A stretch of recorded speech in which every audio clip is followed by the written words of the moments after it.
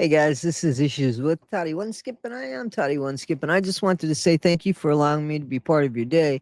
Number one, that's not the only reason why I'm on here, but I do want to tell you how much I appreciate all of you, and it means a lot to me. Means a lot to me. So, guys, whoo, Renelle Smith, man. First of all, I like Renelle. I consider Renelle a friend of mine, so when she puts out a video, I'm there. I'm on it, and there's no bullshit and this dry sense of humor that's I find intelligently witty. So I was watching Renelle's video, and I'm pretty sure she was saying, or Ryan had said that Ken had kicked Gypsy out of the house twice, and that Ken is a gamer. So totally leaves the door open for Gypsy. What she has that insatiable desire to feel needed and wanted and desired, and to just not be equal. I think Gypsy's biggest fear is to be normal per se. Even though I want to be the average bear, normal. No, no, no, no. That's not the truth. I think that Gypsy wants to be above the rest. She wants to be unique. She wants to be special. And it doesn't matter how she gets there. And it's very important that she surrounds herself with people that make her feel that way. And her dad doesn't, unless it's about him and making her feel like a very special confidant. And I think the same with her stepmom. She finds a way, I think Gypsy does, find a way to definitely mirror what people need and want from her. Even when it comes to Ryan, but it's all at something that Gypsy wants. It's all highly manipulative towards her larger goal.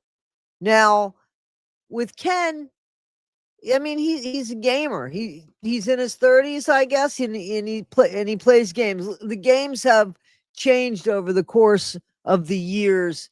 I mean, nobody's sitting there playing Pac-Man forever, or even what is it, Galaga? That's one of my favorite games, right?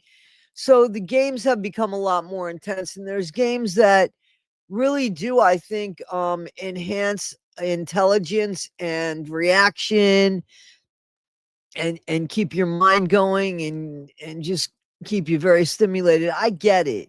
Unfortunately, to me, it's virtualistic living.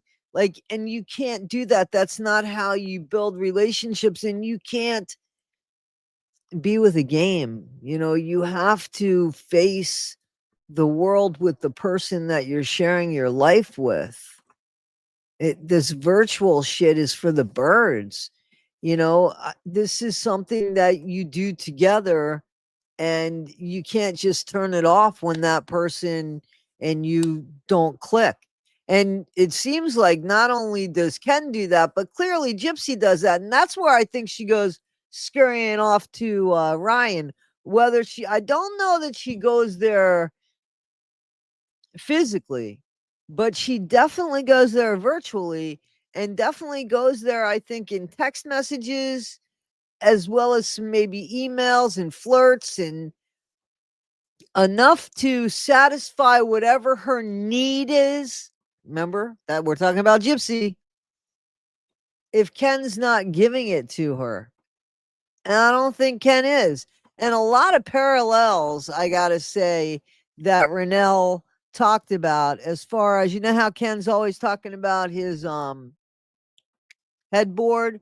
Yeah, like he hit that on that headboard. I mean, like, if you gotta brag about it, you can do shit. I'm just saying. That's the way I think. But anyway, and then Gypsy puts up a picture of hers and Ken's new bed.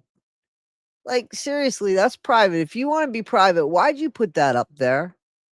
If you want to be private, why'd you put that up there? Now, she could have put up an AI picture of it and said, I don't want to really put up what my bed is because it's personal, but this is the design of it. You know what I'm saying? If you wanna be private. I mean, that's your bed, one of the most private places in your house, I would think so, right? So I do agree. I do think that she was really, putting that in Ryan's face. And also, Renelle, apparently, Gypsy puts up a picture of Parker, their dog, Ken's dog, right?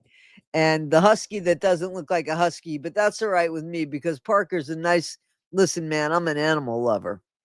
I don't care what Parker is, but I'm telling you, that dog just ain't a husky. But anyway, so Gypsy puts up a picture of Parker, right? And then she puts PetSmart, like she puts PetSmart on the picture. And I agree, Renelle. It was probably to get PetSmart to try to sponsor her or something. Just another spaghetti noodle thrown at the wall there, right?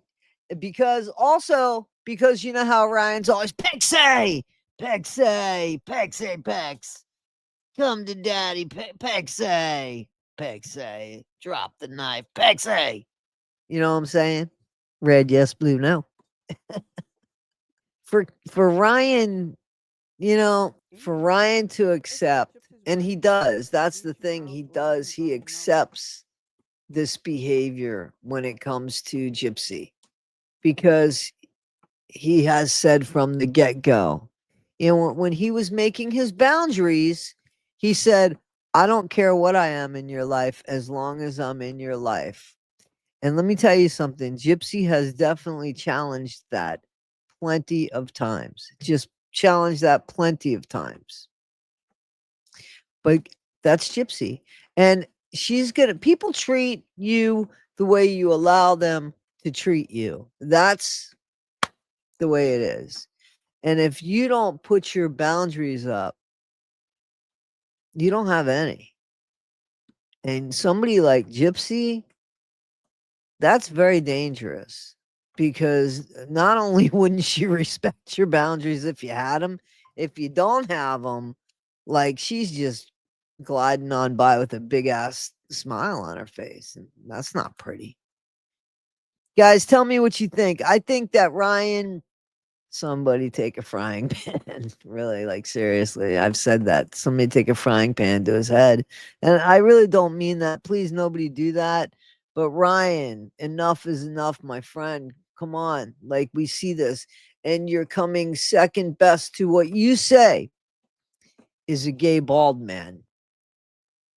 And you're not even coming second best. You know when it's going to be over? I was actually having this conversation. I think it was with Renelle. I said, you know when it's going to be over for him? When Ken leaves her and she doesn't go to Ryan, but she goes to somebody else.